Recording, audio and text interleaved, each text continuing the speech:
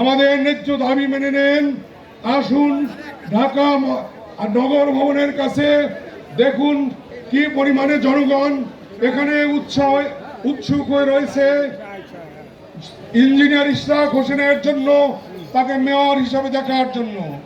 আসুন এই সকল মানুষের চোখের দিকে তাকান, তাকে চোখের ভাষা আপনি পাঠ করার চেষ্টা করুন, বোঝার চেষ্টা করুন।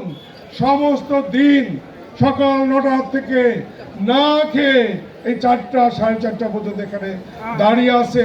কার জন্য? সে আমাদের মহান নেতা, যাকে জনগণ ভোট দিয়ে নির্বাচিত করেছে, সেই নেতা ইঞ্জিনিয়ার ইশরাক হোসেনকে মেয়র হিসাবে দেখবে। সেজন্য আমি আজকে আর আমার বক্তব্যকে বাড়াবো না।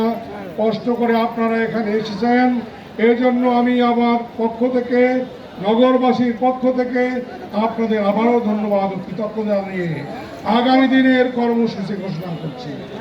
প্রিয় ঢাকাবাসী, আগামী দিন সকাল 10টায় আমরা এখানে আসব সদল বলে। এখানে এসে নগর ভবনের সামনে আমরা অবস্থান কর্মসূচি নিব এবং বিকেল 5টা পর্যন্ত এখানেই থাকবো আজকের মতো। যদি পরিস্থিতি বাধ্য করে, কোনো দিকে পরিস্থিতি টার্ন নেয়, তাহলে আমরা তাৎক্ষণিকভাবে আমাদের পরবর্তী কর্মসূচি ঘোষণা করব।